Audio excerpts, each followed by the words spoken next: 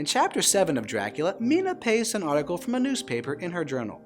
One night during a storm, an unmanned ship rushes into the harbor, crashes on the sand, and a giant black dog leaps out and runs away.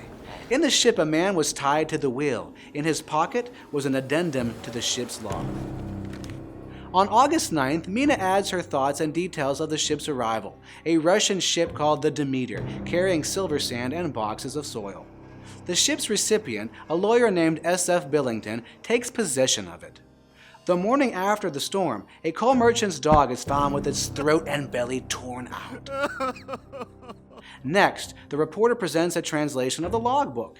It details a series of strange events, including the first mate committing suicide and the captain, his hands tied to the wheel, crucifix between them, and praying to die with honor.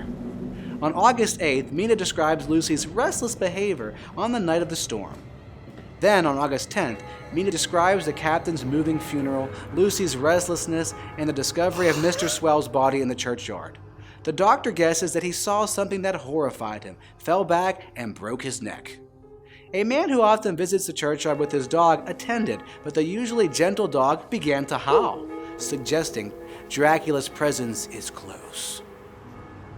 This chapter is the first example of Mina's ability to research and document events, a skill which will become increasingly vital.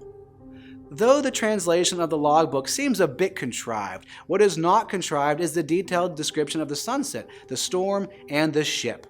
Stoker demonstrates his eye for visual detail, describing the storm, for example, when Mina states how the sea is tumbling in over the shallows and the sandy flats with a roar.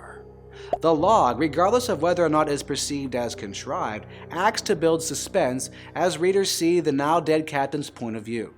Although he and the men don't know what is happening, ironically, the men are afraid to share what they are experiencing with one another. This is the first example of what will be a persistent problem, the refusal to share information. Despite all the omens in this chapter, Mina has no clue what's coming, but readers do.